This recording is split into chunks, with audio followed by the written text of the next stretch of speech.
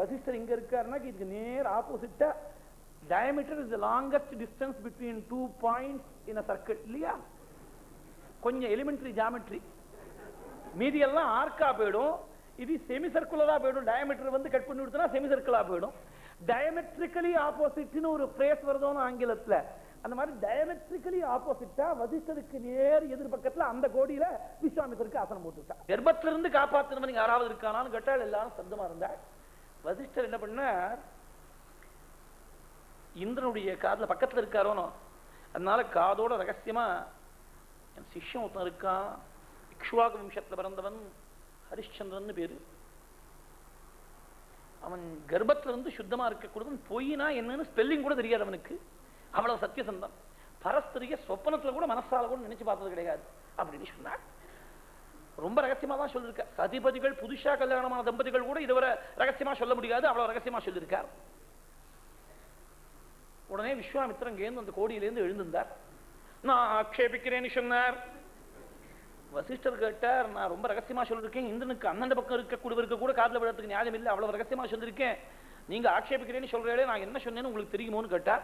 எனக்கு தெரியாதுன்னு விஸ்வாமித்திரர். பின் ஆக்ஷேபிக்கிறேன்னு சொன்னேன், நீர் என்ன சொன்னீர்னு எனக்கு தெரிய வேண்டிய அவசியம் இல்லை, நீ எது சொன்னாலும் ஆக்ஷேபிக்கிறேன். அவ்வளவு ஜென்ம பகை. அதெல்லாம் பார்க்கிற போது நம்ம உலகமே தேவையோன்னு தோணுறது சில சமயத்துல. ஆனா முக்கியமான வித்தியாசம், பகை இருந்தாலும் அது காம்பன்சேட் பண்றதுக்கு அவளுக்கு தபஸ் இருந்தது. அதனால அந்த பகை ஏகோ ஹி தோஷோ குணசன்னிபாதே நிமஜ்ஜதிந்தோ கிரணேஷ்விவங்கா, காளிதாசன் குமார சம்பவத்தில் சொன்ன மாதிரி சந்திரனுக்கு ஒரே ஒரு தோஷம் இருக்கு, என்னன்னா ஒரு கலங்கம் இருக்கு, ஆனா நிறைய குணங்கள் இருக்கு, ஜோத்ஸ்னா கிரணங்கள்லாம் நிறைய இருக்கிறதுனால அந்த ஒரு கலங்கம் மறைஞ்சு போயிடுறது இந்த குணத்துல. அவள்கிட்ட தபஸ் ஏராளமா இருந்ததுனால இந்த சின்ன தோஷமானது மறைஞ்சு போயிடுத்து. வசிஷ்ட விஸ்வாமித்திர விஷயத்துல நாம வெறும் எம்டியானா இருக்கும், இவன்ட்ட துவேஷம் மாத்திரம் தான் இருக்கு, வேற ஒண்ணும் இல்லையே. வசிஷ்டர் விஸ்வாமித்திரர் ரெண்டு பேரத்திலையும் தபஸ் ஏராளமா இருந்தது. காயத்ரி தேவதைக்கு பிரத்யட்சமா கண்ணுக்கு நேரம் கொண்டு வந்து நிறுத்தினவர் விஸ்வாமித்திரர். சாமானியப்பட்டவரா விஸ்வாமித்திரர்? விஸ்வாமித்திரர் தப்பா நினைச்சிடப்படாது. இந்த சரித்திரம் கேட்கிற பொழுது விஸ்வாமித்திரர் மேல அபிப்பிராய குறைச்சலா ஒரு எண்ணம் வந்துவிடப்படாது. மகா தபஸ்வி அவர். இருந்தாலும் இதெல்லாம் ஒரு தெய்வீகமான நாடகம், ஒரு லீலை, பகவத் சங்கல்பத்தால் நடக்கிறது. ஹரிச்சந்திரனுடைய பெருமையை காட்டுறதுக்காக இன்னைக்கு பிறக்கிற விஷயம், அதை மறந்துவிடப்படாது. விஸ்வாமித்திரர் குறையா ஒரு க்ஷணகாலம் கூட நினைச்சுவிடப்படாது. விஸ்வாமித்திரர் எழுந்திருந்து நீ எது சொன்னாலும் நான் ஆட்சேபிக்கிறேன்னு சொன்னாராம். முதல்ல பகை கிடையாது. காதி மகாராஜாவுடைய புள்ளியாக கௌசிகனாக மாத்திரம் இருக்கிற போது பகை கிடையாது. பகை பின்னாடி வந்தது. எப்படி பகை வந்ததுங்கிறது இப்ப பார்க்கக்கூடிய விஷயம் இல்லை. ராமாயணத்துல 15 சர்க்கங்கள்ல சதானந்தர் எடுத்து ராமருக்கு சொல்லியிருக்கார். விஸ்வாமித்திரருடைய பூர்வ விருத்தாந்தம் முழுக்க சொல்லியிருக்கார். காதி மகாராஜாவுடைய பிள்ளையா இருக்கிற போது, ராஜாவா இருக்கிற போது ஒரு நாளைக்கு வசிஷ்டருடைய ஆசிரமத்துக்கு வந்தார். ராஜா ஓனும் ராஜஹோதாவில் சைன்யங்கள்லாம் கூட வந்திருக்கு. அவ்வளவு சைன்யங்களுக்கும் ஒரு க்ஷணகாலத்துல காமதேனுவை வச்சுட்டு ஆதித்யம் பண்ணி விட்டார் வசிஷ்டர். இதை பார்த்த உடனே இந்த காமதேனு ராஜாவிடத்தில் இருக்க வேண்டிய பசு, நான் 1,00,000 பசுக்கள் கொடுக்கிறேன், கவாம் சதசகஸ்திரேன தீயதாம் சபலாமமா, இது ரத்னமாட்டமா இருக்கக்கூடிய ரத்னஹாரீச்ச பார்த்திவா எங்கிட்ட இருக்கட்டும் அப்படின்னா, நீ கோடி பசு கொடுத்தாலும் நான் கொடுக்க மாட்டேன். ஏதத்கி மம சர்வஸ்வம் பகுனா கிம் பிரலாபேன நதாஸ்தியே காமதோகினி, அதிகமா பேச என்ன பிரயோஜனம், நான் கொடுக்க மாட்டேன்னு விட்டார் வசிஷ்டர். கொடுக்க மாட்டேன்னா that is the end of the matter. ஒருத்தனை போய் கம்பல் பண்ண முடியுமோ? உங்ககிட்ட இருக்கக்கூடிய பொருளை you can offer a price, I am not prepared to sell it, it is not available for a price அப்படின்னு சொல்லிவிட்டான்னாக்க பேசாம இருக்க வேண்டியதுதான். that is what decency demands. இவர் ராஜா போகணும். அந்த ராஜாங்கிற ஹோதாவில் நாம நினைச்ச ஒரு காரியத்தை அடையாமல் இருக்கிறதாவது. உடனே சைன்யங்கள் எல்லாம் உத்தரவு போட்டால், இந்த காமதேனுவை நீங்க ஓட்டின்னு போங்க அப்படின்னு விட்டாள். ஓட்டின்னு போனா காமதேனு அழுதாள் வசிஷ்டரிடத்துல போய், என்ன போய் விட்டு கொடுத்துட்டேளே விஸ்வாமித்திரத்துல, நான் இத்தனை நாளா உங்களுக்கு அக்னிஹோத்திரத்துக்கு கைங்கரியம் பண்ணிட்டு இருக்கேன், பால் கொடுத்துட்டு இருக்கேன், என்ன போய் விட்டு கொடுத்துட்டேளே, நான் விட்டு கொடுக்கலேமா, அவன் பலாத்காரமா அவன் அழைச்சின்னு போறான், நான் என்ன பண்ணுவேன் அப்படின்னா, உடனே தன்னுடைய தபசக்தினால காமதேனுவானவள் சைன்யத்தெல்லாம் தயார் பண்ணி விஸ்வாமித்திரருடைய இந்த கௌசிகருடைய சைன்யங்களுக்கெல்லாம் துவம்சம் பண்ணாள். உடனே பரமேஸ்வரன் குறித்து தபஸ் பண்ணி சிறந்த அஸ்திரங்களை எல்லாம் பெற்றுக் கொண்டு வந்தார் விஸ்வாமித்திரர். அந்த அஸ்திரங்கள் எடுத்துன்னு திரும்பி யுத்தத்துக்கு வந்த பொழுது வசிஷ்டர் சிரிச்சுட்டே கையில் இருக்கக்கூடிய பிரம்மதண்டத்தை வீசினாராம். அவ்வளவு அஸ்திரங்களும் சப்தமாக எடுத்து அப்புறம் புரிஞ்சின்றார் விஸ்வாமித்திரர், என்ன இது இவ்வளவு அஸ்திரங்களும் ஒரு பிரம்மதண்டத்துக்கு முன்னாடி சப்தமாக எடுத்தே, திக்பலம் க்ஷத்ரிய பலம் பிரம்மதேஜோ பலம் பலம் ஏகேன பிரம்மதண்டேன சர்வாஸ்திராணி ஹதானிமே, இவ்வளவு வஸ்திரங்களையும் ஒரு பிரம்மதண்டம் அடக்கி கொடுத்து, அதனால பிரம்ம வர்ச்சஸ் தான் ரொம்ப முக்கியம் சத்திரிய பலத்தை விட அப்படின்னு சொல்லி தபஸ் பண்ணம்னு தீர்மானம் பண்ணி ஒவ்வொரு திக்கா முதல்ல தெற்குல ஆரம்பிச்சார். தபஸ் பண்ற போது ரிஷின்னு பட்டத்தை வாங்கினார், அப்புறம் மகர்ஷின்னு பட்டத்தை வாங்கினார், பிரம்மர்ஷின்னு கடைசியில் தான் வரப்போகுது. ஒவ்வொரு திக்கிலையும் தபஸ் பண்ற போது ஏதோ ஒரு விக்னம். முதல்ல தபஸ் பண்ணார், மேனக வந்தாள். மேனகையோட 10 வருஷம் போகத்தை அனுபவிக்கிற போது 1000 வருஷம் பண்ண தபஸும் வியர்த்தமா போயிடுத்து.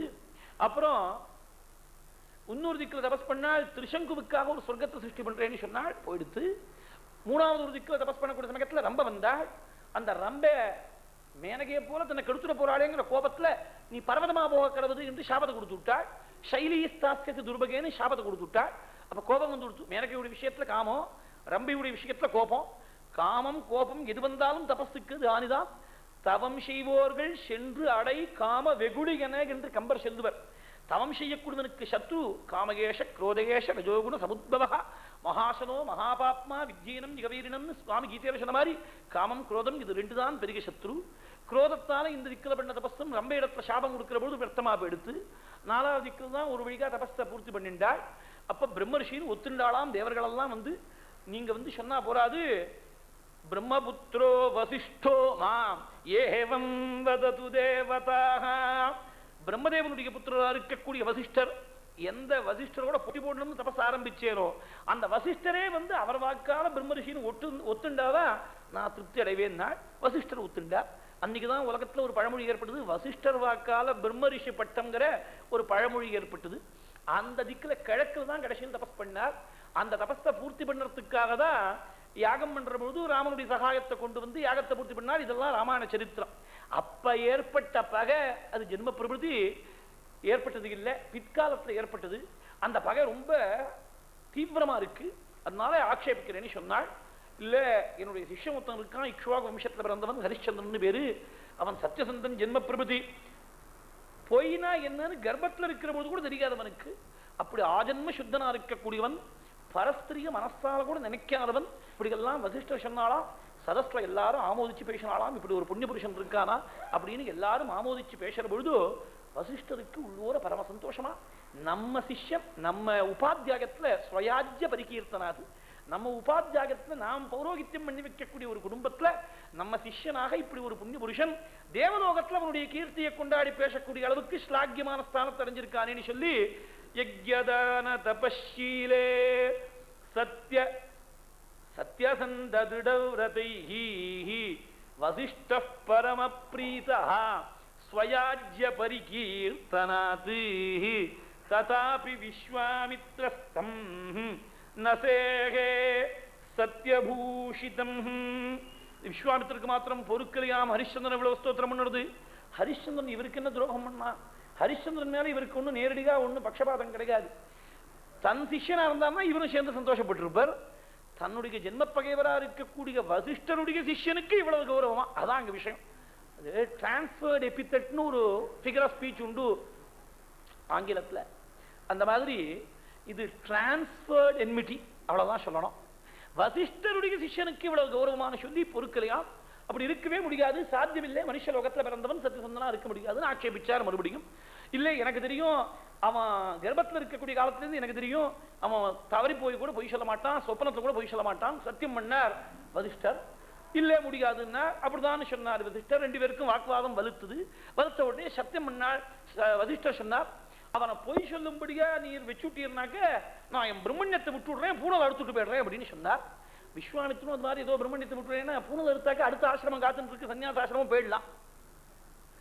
அப்படி ஏதாவது கௌரவமா சொல்லியிருக்கலாம். அப்படி சொல்லாமல் அவன் சத்தியத்தை விடாமல் இருந்துட்டானே. ஆனால் நான் எவ்வளவு முயற்சி பண்ணியும் என்னை கழுத மேல ஏற்றி பூலோகத்தை 3 முறை பிரதட்சணம் பண்ணி வைக்கலாம் நீர் அப்படின்னு சத்தியம் பண்ணிவிட்டார். சதஸ்ல இந்த கோபதாபத்திலேயே வசிஷ்டர் ஒரு கேட் வழியா வெளியில போனார், விஸ்வாமித்தர் ஒரு கேட் வழியா போனார். மீட்டிங் அப்படியே டக்குன்னு கலைஞ்சு போயிடுத்து. பிரம்மரிஷிகளுடைய சதஸ்தானது அப்படியே கலைஞ்சு போயிடுத்து. வசிஷ்டரும் ஹரிச்சந்திரனத்துல வந்து இந்த மாதிரி ஒரு விஷயம் நடந்திருக்குன்னு சொல்லலை, விஸ்வாமித்திரன் வந்து சொல்லலை, அந்த சதஸ்ல இருந்த ரிஷிகள் யாரும் வந்து சொல்லலை. இவன் மாத்திரம் ராஜ்ய பரிபாலனம் பண்ணிருக்கான். தன் விஷயமாக வசிஷ்டர் விஸ்வாமித்திரர் 2 பேருமா சேர்ந்து இப்படி ஒரு பந்தயம் கட்டின்னு இருக்கக்கூடிய விஷயம் ஹரிச்சந்திரனுக்கு தெரியவே தெரியாது. Is an innocent pawn in the entire affair. அவனுக்கு ஒன்றும் விஷயமே தெரியாது. கொஞ்ச நாள் ஆச்சு. விஸ்வாமித்திரர் தான் சத்தியம் பண்ணிருக்காரோ அந்த சத்தியத்தை நிறைவேற்றணுங்கிறதுக்காக நேர ஹரிச்சந்திரத்துல வந்தார். நான் யாகம் பண்ண போறேன், நீ அதுல உபகாரம் பண்ணும் அப்படின்னாள். வந்த உடனே மகரிஷிக்கு நமஸ்காரம் பண்ணி ஆசனம் கொடுத்து பாத பிரக்ஷாலனம் பண்ணி என்னெல்லாம் கௌரவம் கொடுக்கணுமோ அந்த மரியாதையெல்லாம் காட்டி நமஸ்காரம் பண்ணி சுவாகதம் பண்ணான் ஹரிச்சந்திரன். நான் என்ன கைங்கரியம் பண்ணோம் யாகத்துக்கு சொல்லுங்கோ, காத்துன்னு இருக்கேன்னு கை கட்டி வாய் பொத்தி நின்னான். பழைய காலத்தில் அப்படிதான் யாகம் யஜ்யம்னு சொன்ன ராஜாக்கள்லாம் உடனே மானியங்களே எழுதி கொடுத்துருவாள் கிராமங்கள்லாம். மாதிரி வாஜபேயம் பண்ணக்கூடிய யஜ்வாக்களுக்கு ராஜா வந்து வெண்குட பிடிக்கிறதுன்னு சம்பிரதாயம் உண்டு. அந்த வாஜபேயம் செய்யக்கூடிய சமயத்தில் அயோத்தியில் இருந்த வேதவித்துகளுக்கு தசரதன் வெண்குட அனுப்பிச்சதாக வால்மீகி சொல்றார். அந்த கொடையெல்லாம் எடுத்துட்டு ராமன் பின்னாடி ஓடினாலாம். வாஜபேய சமுத்தானி சத்ராணி ஏதானி பச்சனகான்னு அயோத்தியா காண்டத்தில் போய் சொல்றார் வால்மீகி. இப்படி சொல்றார். அப்படி நினைச்ச தேசம் நம்முடைய தேசம். வேதம் சொல்லியிருக்கக்கூடிய தர்மம் தான் தலை சிறந்து. அதுக்கு மேல திரைதர்ம சதாபதகாங்கிறாள் யக்ஷ பிரஷ்னத்துல. அதுக்கு மேல ஒரு தர்மம் கிடையாதுன்னு நினைச்ச தேசம் நம்முடைய தேசம். இப்ப யாகம் யஜ்யம்னா நிச்சயமா கிடையாதுங்கிறான். நல்ல காரியம்னு சொல்லிவிட்டாக்க யோஜனை பண்றாள், மேல கீழே பார்க்கலாம். ஏதாவது காரணம் இல்லாம எங்கேயோ யாரோ கூத்தடிச்சுட்டு இருக்கான், அதுக்கு ஒரு டிக்கெட் 1000 ரூபான்னு சொன்னா வாங்கிட்டு இருக்கான், போயிட்டு இருக்கான். இப்படிக்கெல்லாம் காலம் வீணா விரயமாவதற்கு காலமா இருக்கு. சத்காரியத்துக்குனாங்க மேல கீழே பார்க்கறான், யோஜனை பண்றான். இல்லை சார் எப்ப பார்த்தாலும் வேத பாராயணங்கிறேன், எப்ப பார்த்தாலும் யாகுங்கிறேன். போன வருஷம் அதே வேதம் தானே சொன்னா, இந்த வருஷம் புதுசா சொல்ல போறாள். எப்படி சொல்ல முடியும் புதுசா? எத்தனை யுகங்களானாலும் புதுசா சொல்ல முடியாது. விஷயத்தால் தான் ஆரம்பிக்கணும், சமுத்திர பந்துக்குள் தான் சொல்லி பூர்த்தி பண்ணி ஆகணும். வேதம்னா அப்படிதான், ஒரு அக்ஷரம் பரமேஸ்வரன் தான் மாற்ற முடியாது. அப்புறம் நாம எங்க மாத்துறதுக்கு? அது புரியறது இல்லை. காலத்துடைய தோஷம். ஹரிச்சந்திரனத்துல போய் யாகம் பண்ண போறேன், உபகாரம் பண்ணா என்ன பண்ணணும்னு கேட்டான். தட்சண முழுக்க உன்னுடைய வகையா இருக்கணும் அப்படின்னு சொன்னாள். சரி, எத்தனை கோடி ஸ்வர்ண காணிக்கைகள் வேணுங்கோ சொல்லுங்கோ, நான் கொடுத்துடுறேன் அப்படின்னா. ஸ்வர்ணத்தை தான் தட்சணை கொடுப்பாள். யாகத்துல ரொம்ப விசேஷம் அது. இந்த மாதிரி இது ஒரு யஜ்யம், பெரிய யஜ்யம். ஸ்வர்ண தட்சணையா இங்க ரித்விக்களுக்கெல்லாம் இந்த வேத பாராயண யஜ்யத்துல, கனபாராயண யஜ்யத்துல ஸ்வர்ணத்தாலேயே கண்டாபரணமாக அன்னைக்கு ஆச்சாரியால் பாதத்தில் சமர்ப்பணம் பண்ணியாச்சு. கடைசி நாள் இன்னைக்கு அவளுக்கு சன்மானமாக அதை ஆச்சாரியாளுடைய பிரசாதமா, இவ்வளவு பக்தர்களுடைய பாத காணிக்கையாக ஆச்சாரியாளுடைய பிரசாதமாக அர்ப்பணம் பண்ண போறது வேத வித்துகளுக்கெல்லாம். அப்படிதான் யஜ்யத்துல நிறைய ஸ்வர்ண தட்சணை கொடுக்கணும்னு சொல்லியிருக்கு. எத்தனை ஸ்வர்ண காணிக்கைகள் வேணும் சொல்லுங்க அப்படின்னா, அயோத்தியுடைய ராஜவீதியில வந்து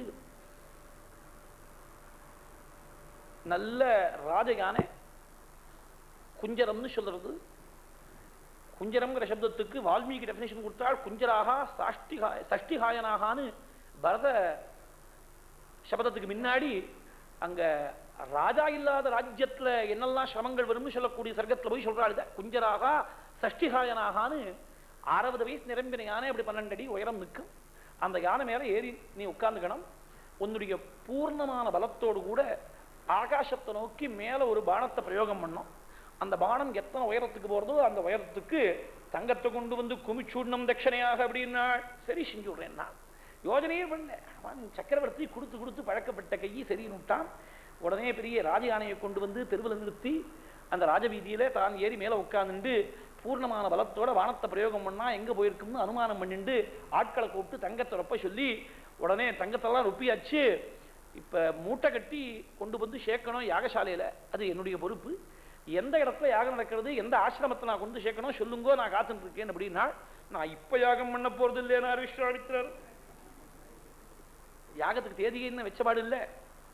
யாகத்துக்கு தேதி வச்சப்புறம் எந்த இடத்துல பண்ண போறது, எந்த தேதியில பண்ண போறதுன்னு தெரிஞ்சப்புறம் அப்புறமா சொல்றேன். அது மட்டும் நீ உங்கள்கிட்டயே பத்திரமா வச்சுக்கோ இதை அப்படின்னா. இதுதான் ரொம்ப சிரமமான விஷயம். இது தானம் கொடுத்த பொருள் திரும்பி நம்ம இடத்துல இருந்துடக்கூடாது. தத்தாபகாரம் அந்த பாபத்துக்கு பேரு. அதுபடி நம்ம தெரியாமல் குடும்பத்தையே அழிச்சிடுவது. தானம் கொடுத்த பொருள் ஒண்ணுதான் திரும்பி வரலாம். கன்னிகை தானம் கொடுத்த பெண் வந்துட்டு போயிட்டு இருக்கணும். ஆத்துல 4 கிழமைன்னு சொன்னா பொண்ணு மாப்பிள வந்துட்டு இருக்கணும். அப்பதான் சௌஜன்யம். பொண்ணு ஒத்தி தான் திரும்பி வந்துட்டு இருக்கலாம். மீத எந்த பொருளா இருந்தாலும் தானம் கொடுத்தாச்சுனாக்க அப்புறம் அடுத்த க்ஷணம் நிற்கப்படாது, கொடுத்துடணும். தானம் வாங்கிட்டவா எடுத்துன்னு போயிடணும். இல்லைன்னா பெரிய சிரமத்துல கொண்டு போய் விட்டுடும். கோதானம் பண்ணுவன். கோதானத்தை வாங்கிட்ட உடனே அந்த வேத வித்து அவசரமா எங்கேயாவது 10 நாள் வெளியில எங்கேயாவது போய் ஒரு முக்கியமான பாராயணத்துக்கு எங்கேயாவது போக முடியா இருக்கும். நான் இப்படியே வசப்பிடிச்சு போயிட்டு இருக்கேன். 10 நாளுக்கு 11வது நாள் திரும்பி வந்த உடனே பசு ஆத்துக்கு ஓட்டுன்னு போறேன். அது மட்டும் நம்ம ஆத்துல இருக்கட்டும். இப்ப என்ன நீங்க தானே வாங்கி கொடுத்தே, உங்க ஆத்துலயே இருக்கட்டுமே அப்படின்னு சொல்லுவார். 10 நாள் அந்த பசுவுடைய பாலை கறந்து பாலை மடி காத்துட்டு இருக்குமோ, நிச்சயம் கறந்தாகணும் அந்த பாலை. அந்த பாலை கறந்து 2 நாளைக்கு காஃபி சாப்பிட்டுட்டான்னாக்க பசும்பால் ஆத்துப்பால் நன்னா இருக்கு. அப்புறம் 11வது நாள் வேத வித்து வரபொழுது நீங்களோ சின்ன வாடகை வீட்டுல இருந்துட்டு இருக்கு, அவனை எப்ப வேணா காலி பண்ணுன்னு சொல்லிட்டு அவன் வேற பயமுறுத்தின்னு இருக்கான் சொந்தக்காரன். நீங்க பசு வேற கொண்டு போய் எங்க கட்டிக்கு போறேன் வேணா, நான் 2000 ரூபாய் கொடுத்துடுறேன் பசு கிட்ட இருக்கணும்னு சொல்லுவேன். அவ்வளவுதான், குடும்பம் அழிஞ்சு போயிடும். இந்த மாதிரி தானத்துக்காக ஒதுக்கி வச்ச வஸ்துவை மனசால கூட தீண்டப்படாது, ஸ்மரிக்கப்படாது. திருப்பதிக்கு போகணும்னு சனிக்கிழமையா இருக்கணும், உடனே பெருமாள் ஸ்மரணம் தான் வரும். திருப்பதிக்கு போனோம்னு பல குடும்பங்களில் உண்டியல் வச்சிருப்பாள். அப்படி கை ஒழிகிற பொழுது 1 ரூபா 2 ரூபா என்ன ஒழிகிறதோ அதை எடுத்து போடுவாள்.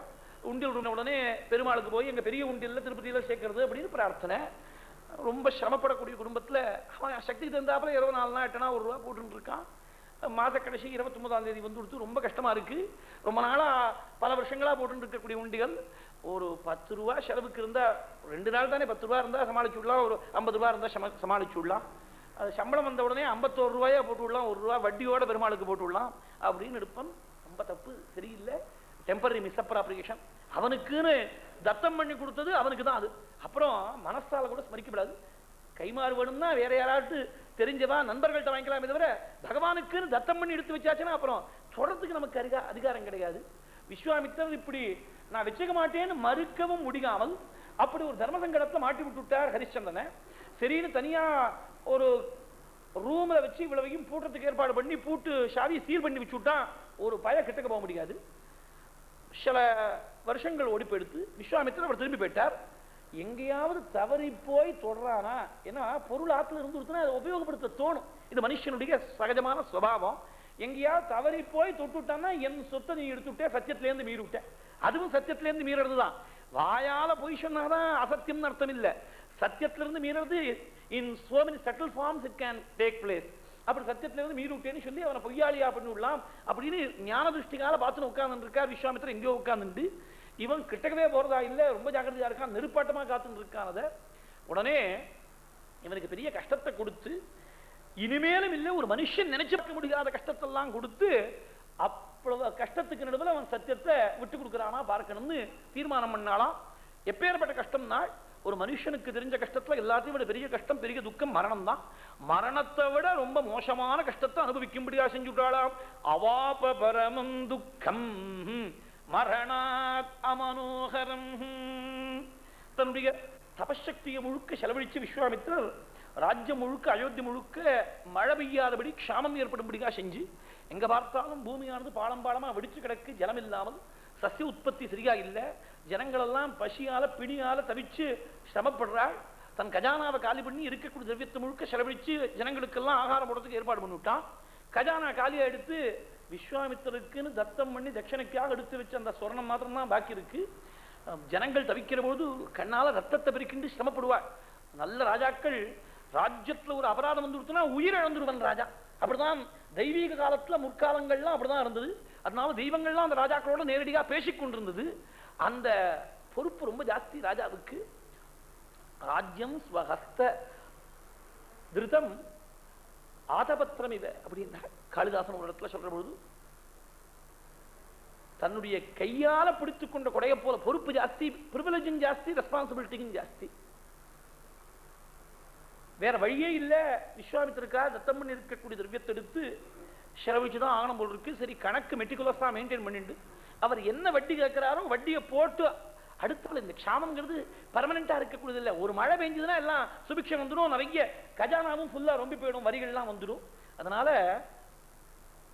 வட்டி போட்டு கொடுத்துடுவோம், அக்கௌண்ட் மெயின்டைன் பண்ணிட்டு எழுத ஆரம்பிச்சு செலவழிச்சுட்டு இருக்கான். வேற வழி இல்லாமல் கடைசி சொர்ண காணிக்கைய செலவழிச்சான். எதிர்த்தாப்புல வந்து நின்னா கிருஷ்ணன்.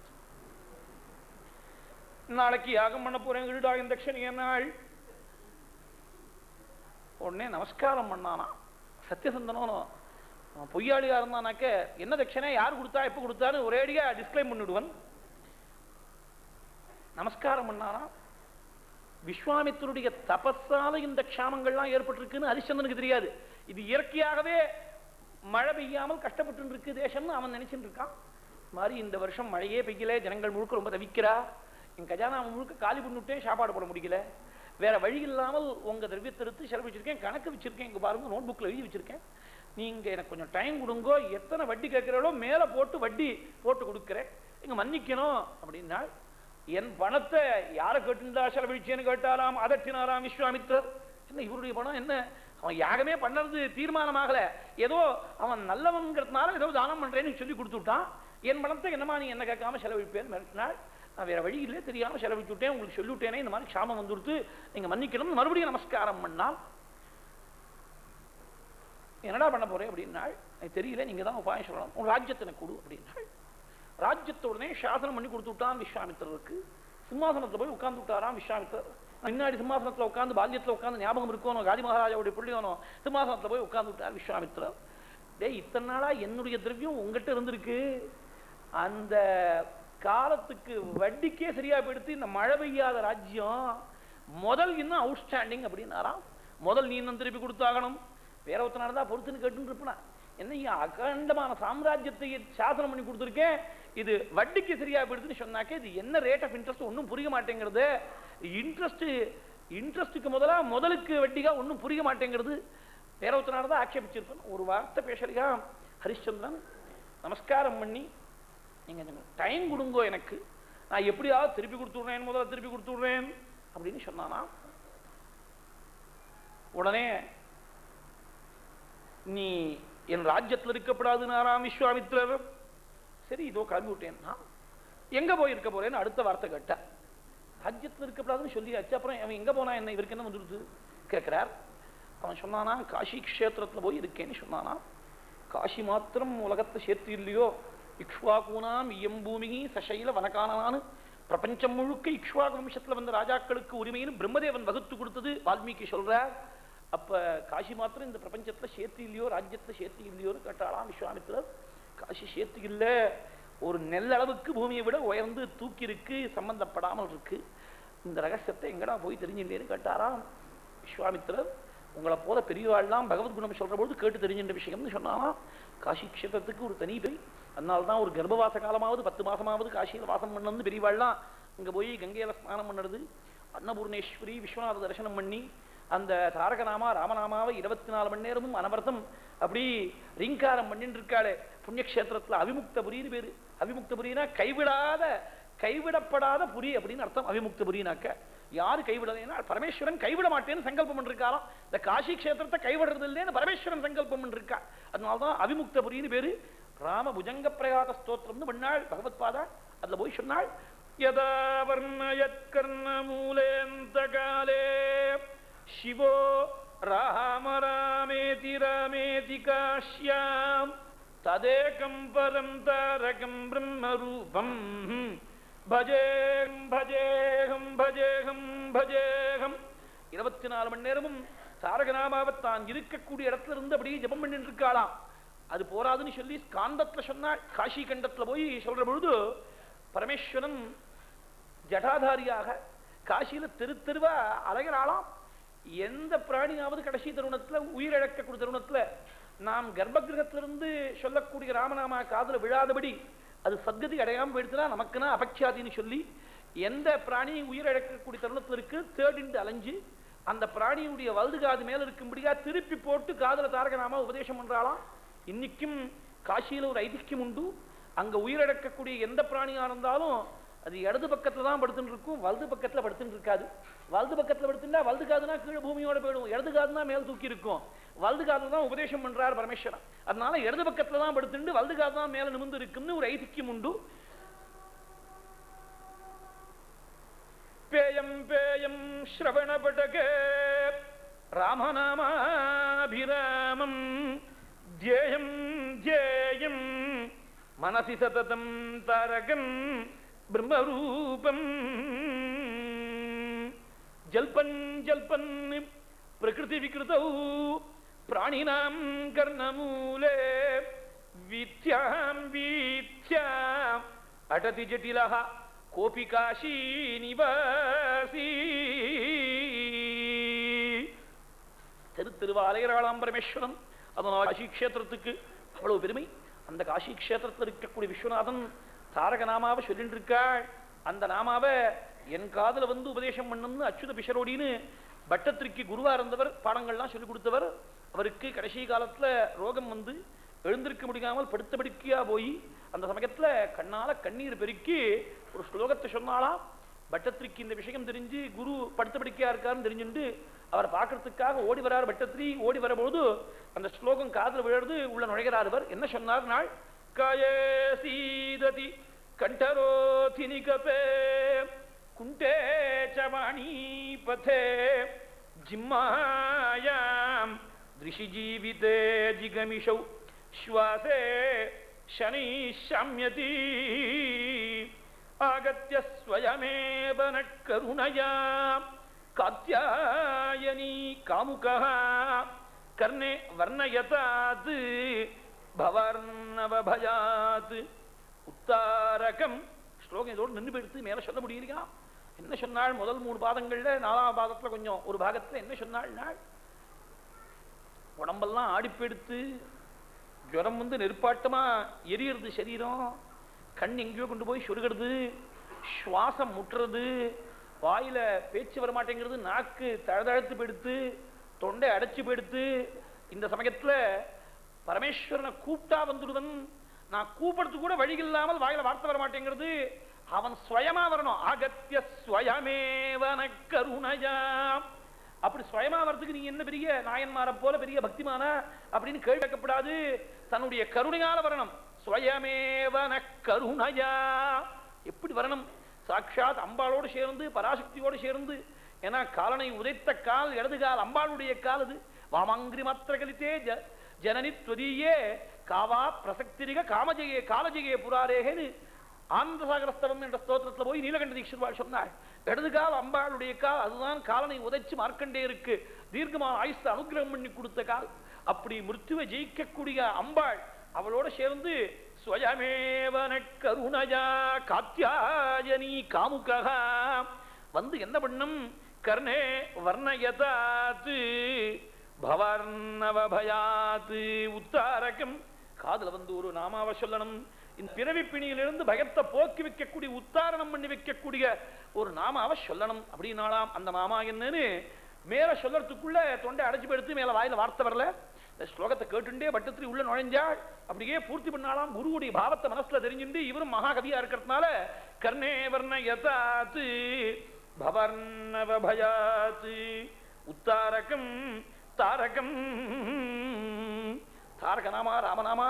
எத்தனை ஆயிரக்கணக்கான நாமா பகவன் நாமா இருந்தாலும் ராமநாமாவுக்கு தான் தாரக நாமான்னு பேரு. கடைசி தருணத்துல தாரக மந்திர படனம்னு பண்ணுறது வழக்கம். ஆத்துல வயசானவா உயிர் இன்னைக்கோ நாளைக்கோ எத்தனை நாள் நிற்கும்னு தெரியாத ஒரு நிலையில வேதவித்துகளை கூப்பிட்டு பிராயஷ்சித்தம் பண்ணி தானங்கள்லாம் பண்ணி காதுல தாரக மந்திர படனம். பல பேர் பயப்படுவா, தாரக மந்திரம் படனம் பண்ணதுனால போயிடுமோ உயிர் அப்படின்னு பயப்படுறா. அதனாலேயே பண்ணாமல் இருக்கா. அது போக வேண்டிய உயிர் எப்ப போகணுமோ அப்ப போகதான் போறது. தாரக மந்திர படனம் பண்ணி இவன் சொல்லாம போனாலும் காதாலியாவது கேட்கட்டுமே, இந்த ராமநாமாவை வாயிலையாவது ஒரு பொட்டு கங்காஜலம் போய் விழட்டுமே, புத்தனுடைய மடியிலையாவது தலை எடுத்து வச்சு படுத்துக்கட்டுமே, அது எப்ப வேணா போகட்டும். அப்படி தற்செயலா பகவத் சங்கல்பம் இருந்து தாரக மந்திர படனம் பண்ற பொழுதே போயிடுதுனாக்க அது பெரிய புண்ணியம் இல்லையோ? ராமநாமாவை கேட்டுண்டே சரீரத்தை விடுறது அது புரிய மாட்டேங்கிறது. அதனால பிராயஷ்சித்தம் பண்ணிக்கிறதுக்கு பயப்படுறாள், தாரக மந்திர படனம் பண்றதுக்கு பயப்படுறாள். அந்த தாரக நாமா ராமநாமாவை காதுல வந்து சொல்லணும்னு அப்படி பட்டத்திரி பூர்த்தி பண்ணி வந்த உடனே அணைச்சு விட்டாராம் பட்டத்திரிய பிஷருடி. இப்படி ஹதயத்தை தெரிஞ்சுன்னு ஒரு சிஷ்யன் கிடைச்சானேன்னு சொல்லிவிட்டு படுத்த படிக்கிறே அப்படியே அணைச்சு விட்டாராம் பட்டத்திரிய. அப்படி தாரகநாமாவை கோஷனம் பண்ணி இருக்கக்கூடிய க்ஷேத்திரம் காஷி க்ஷேத்திரம். அதனால்தான் காசியில போய் சரீரத்தை விட்டுட்டா மறுபடியும் ஜென்மா கிடையாதுன்னு விட்டாள். காஷ்யாந்தே மரணான் முக்திகி ஸ்மரணாத் அருணாச்சலேன்னு சொல்லி காசியில தேகோயோகம் ஏற்படுறவனுக்கு மறுபடியும் பிறப்பில்லாமல் பண்ணிவிடுறாள். அவள் மோட்சதாத்திரியாக இருக்காள். அன்னபூர்ணே சதாபூர்ணே சங்கர பிராணவல்லபே ஞான வைராக்கிய சித்தியர்த்தம் பிக்ஷாந்தேகிச்ச பார்வதின்னு ஆச்சாரியால் போய் அன்னபூர்ணேஸ்வரியை போய் பார்த்து பிரார்த்திச்சாள். ஞானத்தையும் வைராக்கியத்தையும் கொடுக்கக்கூடிய பரதேவதையாக ஞானாம்பிகையாக பிரகாசிக்கிறாள். புண்ணியக்ஷேத்திரங்களுக்கெல்லாம் இந்த பெருமை உண்டு. அதே மாதிரி இன்னைக்கு சனிக்கிழமையா இருக்கிறதுனால உடனே ஸ்ரீனிவாச பெருமாள் தான் ஞாபகம் வருது. திருப்பதி க்ஷேத்திரத்துல போய் எழுந்தல் இருக்கக்கூடிய அந்த பிரபுவை நினைச்சு அந்த பிரபுடைய கருணையை பத்தி தயையை பத்தி ஒரு 100 ஸ்லோகங்கள் தயாசதகம்னு பண்ணாள் சுவாமி தேசிகன். அதுல போய் சொன்னாள், நம்மா தய நீ பிரபு பக்கத்திலேயே ஸ்ரீனிவாசன் பக்கத்திலேயே இருக்க, நீ என்ன பண்ணணும் தெரியுமா? நான் ஒரு ஜென்மா எடுத்தாக்க இனிமே ஒரு ஜென்மா எப்படி வரணும் தெரியுமா? நான் சாதாரணமா ஒரு சின்ன வியாபாரம் பண்ணக்கூடிய பொட்டி கடை வச்சிருக்கக்கூடிய வியாபாரியா இருந்தா கூட பரவாயில்லை, வேற எங்கேயாவது பொட்டி கடை வைக்காமல் திருப்பதியில கடை வச்சிருக்கக்கூடிய வியாபாரியா இருக்கணும். ஒரு வெத்தலை வியாபாரம் பண்ணாலும் புஷ்ப வியாபாரம் பண்ணாலும் ஏதோ குழந்தைகளுக்கு சுண்டல் பண்ணி வித்தாலும் அது திருப்பதியில பண்ணி விற்கக்கூடியவனா இருக்கணும். ஏன் திருப்பதியில வித்தா என்ன பெருமை தெரியுமா? இன்னைக்காவது ஒரு நாள் இந்த சரீரம் கீழ் விழுமே, அன்னைக்கு பொட்டி இழுத்து பொட்டி கடையை மூடக்கூடிய சமயத்துல சரீரம் அப்படியே ரோட்ல விழுந்துட்டா நீ என்ன பண்ணுவே?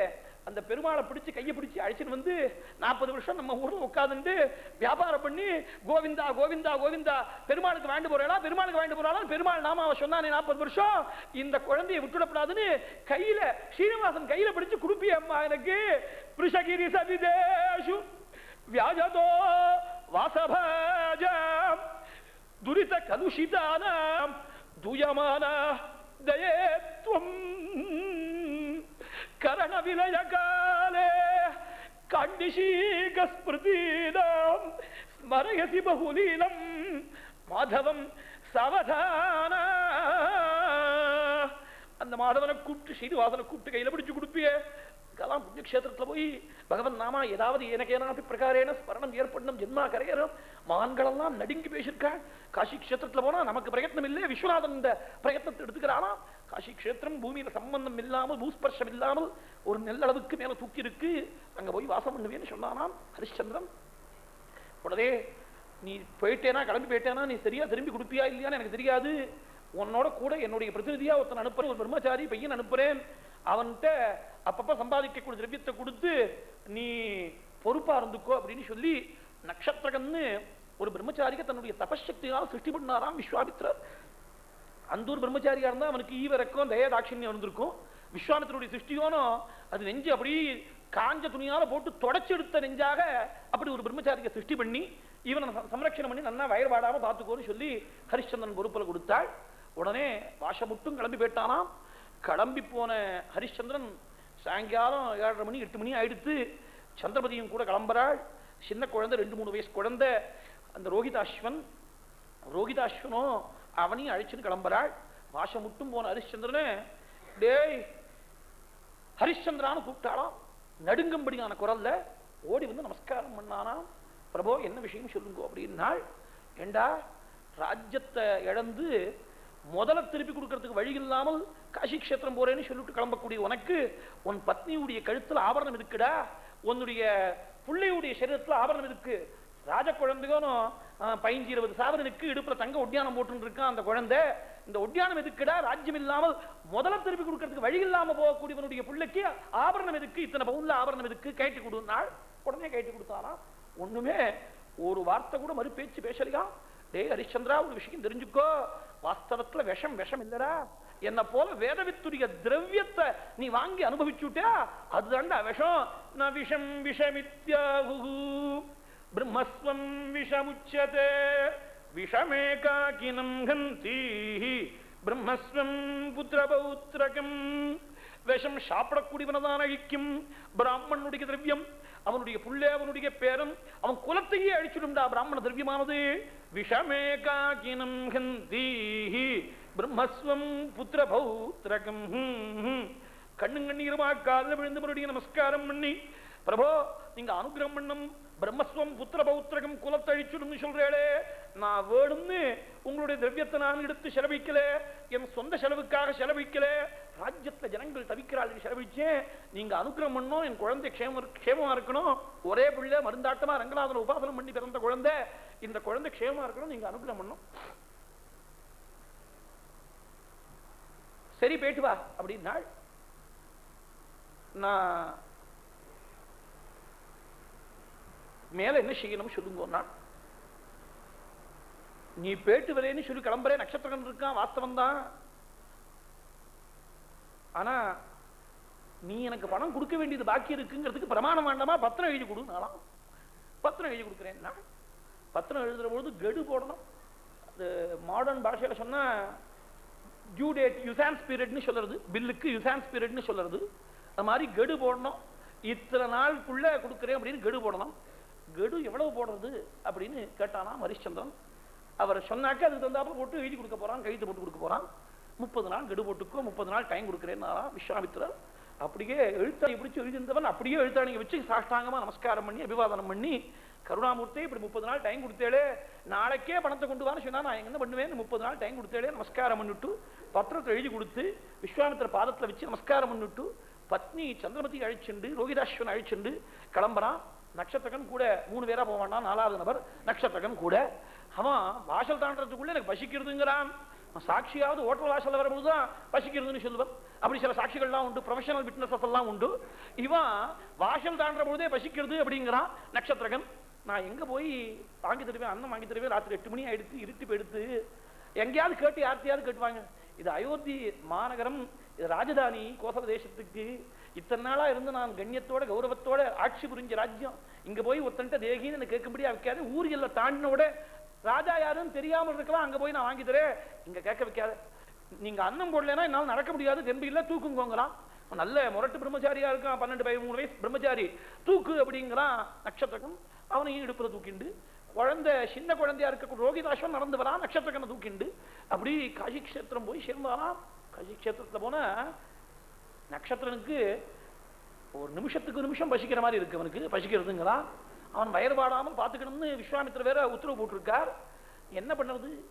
போய் கேட்டு பழக்கமில்லாத குடும்பம் ஒரு கிரகத்துல போய் அப்படி திண்ணையில நிற்பனா.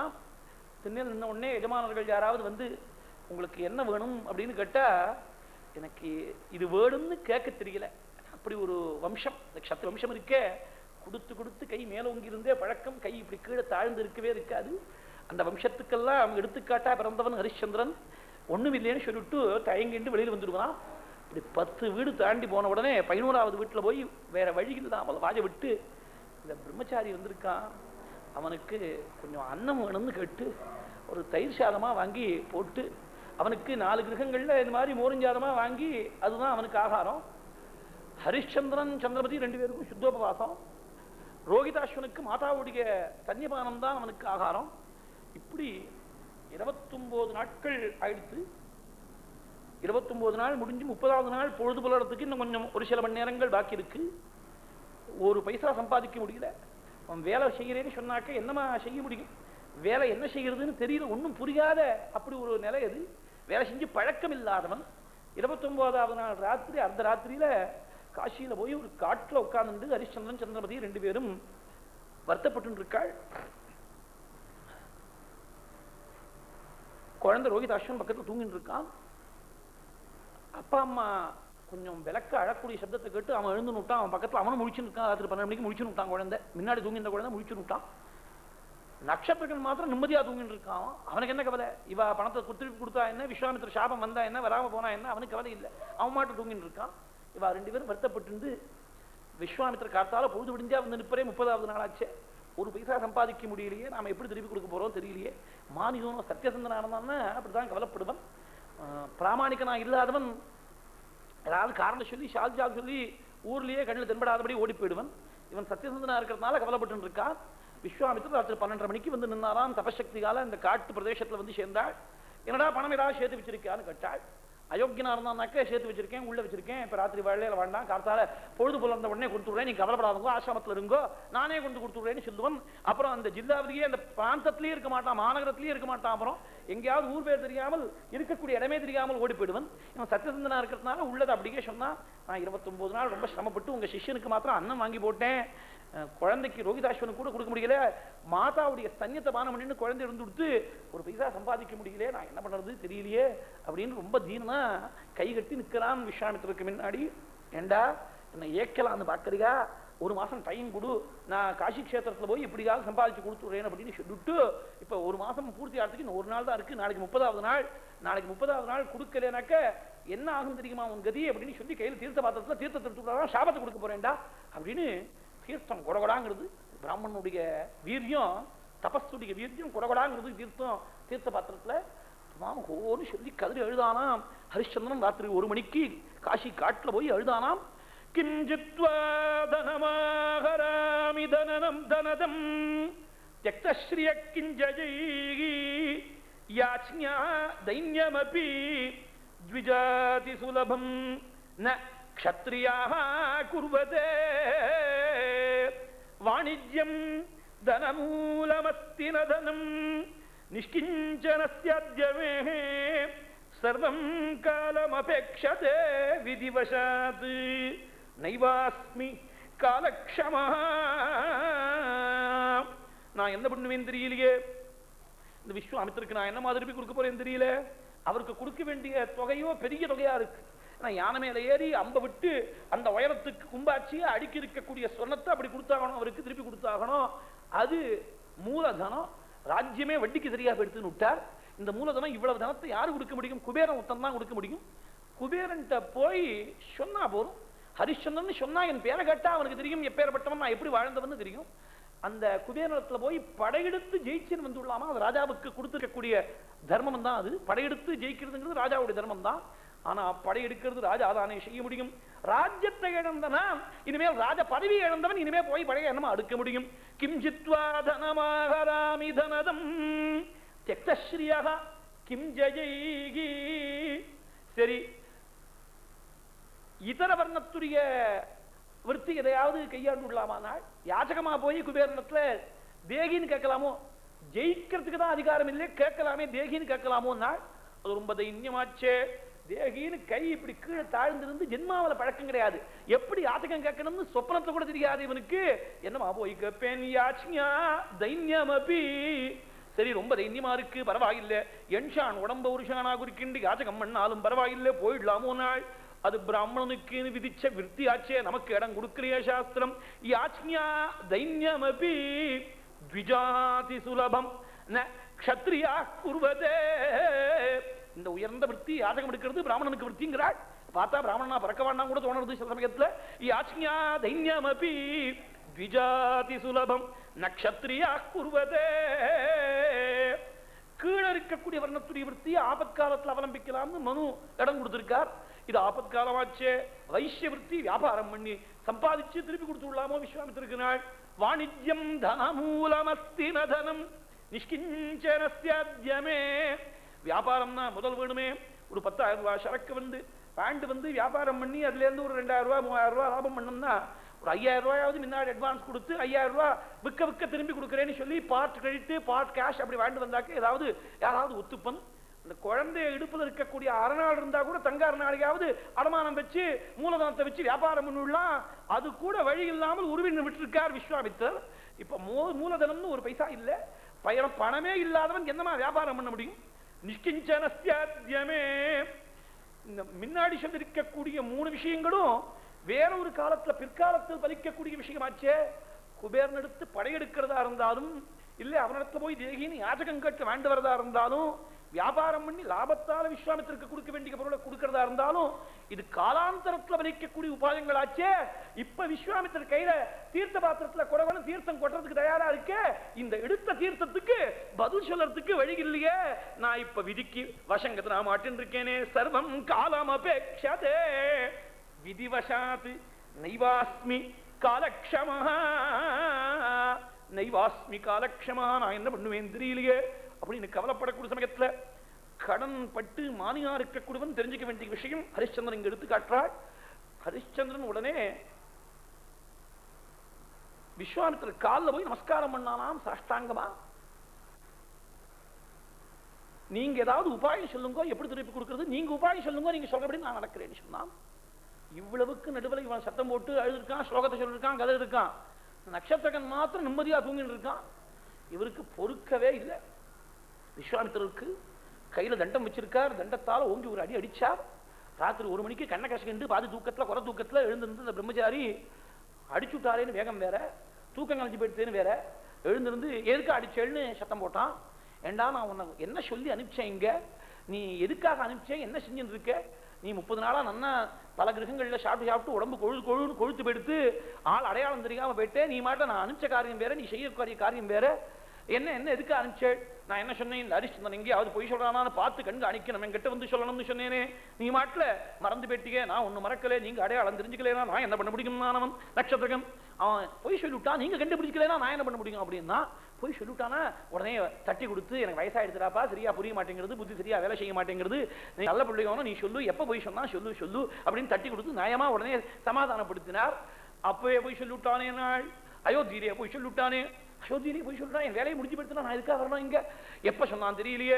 அவன் என்ன சொன்னான், நீங்க பத்திரம் எழுதி கொடுக்கிற போது கடு எவ்வளவு போடுறதுன்னு கேட்டான் ஹரிச்சந்திரன். 30 நாள் அப்படின்னு சொன்னேன்.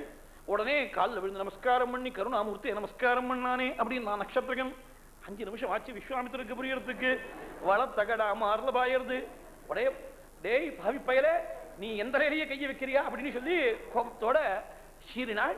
அவன் ஹரிச்சந்திரன் பக்கத்தை காத்துட்டு இருக்கா. நீங்க உபாயம் சொல்லுங்க, நான் எப்படி திருப்பி கொடுக்காம சொல்லுங்க அப்படின்னாள். நீ ஒரே ஒரு பொய் சொல்லு போரும், நான் மறுபடியும் உன்னுடைய கடனை முழுக்க ரைட் ஆஃப் பண்ணி விடுறேன், ராஜ்யத்தை முழுக்க திருப்பி கொடுத்து விடுறேன். மறுபடியும் மழை நன்னா பெய்யும்படியா செய்து சுபிக்ஷம் ஏற்படும்படியா செய்து தபசக்திகால இத்தனை நாளா ஏற்படாத வளச்சலெல்லாம் ஏற்படும்படியா நான் செஞ்சு விடுறேன், உனக்கு அமோகமான ஐஸ்வர்யம் ஏற்படும்படியா செஞ்சு விடுறேன், ஒரு பொய் சொல்லு போரும் நாள். நான் பொய் என்னமா சொல்லுவேன், பொய் சொல்றது இந்த ரத்தத்துக்கே தெரியாத விஷயமாச்சே, அது மாத்திரம் முடியாதுன்னு விட்டானாம் ஹரிச்சந்திரன். சரி உன் பத்னியாவது பொய் சொல்லு அப்படின்னா, ஏன்னா சாஸ்திரம் சொல்லிருக்கு பர்த்தாவுடைய சரீரத்துல பாதி பத்னின்னு சொல்லிருக்கு, அதை வச்சுட்டு அவ பொய் சொல்லிவிட்டா இவனு சொல்லிவிட்டான்னு இந்த வேத வாக்கியத்தை வச்சுட்டு இன்டர்பிரட் பண்ணலாம்னு பத்னியை கூப்பிட்டு போய் சொல்லு அப்படின்னா, அப்படியே கேளுங்கோ அப்படின்னு விட்டான் ஹரிச்சந்திரன். அவளை போய் கேட்டா, என் பர்த்தா என் எஜமானர் சொன்னப்புறம் எனக்கு தனியா சொல்றதுக்கு என்ன அபிப்பிராயம் இருக்குன்னு சொல்லிவிட்டாள். பாதி சரீரம்னு சொன்னா அவர் சொன்னப்புறம் எனக்கு தனியா ஒரு அபிப்பிராயம் இல்லைன்னு விட்டாள். சரி குழந்தை சின்ன குழந்தை ரோகிதாஸ்வன் நீ அவது பொய் சொல்லுனாலாம், அந்த குழந்தை சொல்றது அதை நான் பொய் சொல்ல மாட்டேன், பொய் சொன்னா குலம் முழுக்க அழிஞ்சு போயிருக்கும், எங்க அப்பா அம்மா சொல்லி கொடுத்துருக்கா பொய் சொல்லப்படாதுன்னு சொல்லி கொடுத்துருக்கா, நான் சொல்ல மாட்டேன் அப்படிங்கிறது அந்த குழந்தை. சத்தியத்துக்கு பிறந்த குழந்தை, பொய்னா என்னன்னு சொப்னத்துக்கு கூட சொல்ல மாட்டேங்கிறது அந்த குழந்தை. உடனே மறுபடியும் நிர்பந்தப்படுத்தலாம் ஹரிச்சந்திரன், நீங்க வழி சொல்லுங்க, ஏன்னா ஆடு கடிச்ச செடியும் பிரம்மசாபம் வந்த குடும்பமும் உருப்படுறது இல்லை, பிராமண சாபத்துக்கு நான் ஆளாயிடப்படாது, நீங்க சொல்லுங்கோ, நிவர்த்திக்கு மார்க்கத்தை சொல்லுங்க அப்படின்னு கேட்டால், உன் பத்னியை கொண்டு போய் காசி க்ஷேத்திரத்துல கொண்டு போய் விலை பேசி வித்துடேன் அப்படின்னு சொன்னாலாம். இந்த காரியத்தை செய்ய மாட்டான்னு நினைச்சுண்டு அவர் வாஸ்தவத்திலேயே பணத்தை திருப்பி வசூல் பண்ணக்கூடிய எண்ணம் இருக்கக்கூடியவராக இருந்தா வேற ஏதாவது நல்ல முறையா ஒரு உபாயத்தை சொல்லியிருப்பார். இவனை பொய் சொல்ல வைக்கணுங்கிறதானே அவருக்கு லட்சியம். அதனால காசி க்ஷேத்திரத்துல போய் உன்னுடைய பத்னியை பேசி வித்துடேன்னு சொன்னாலாம். உடனே சந்திரமதியும் நாதா உடம்புல தெம்பு இருக்கு யௌவனம் இருக்கு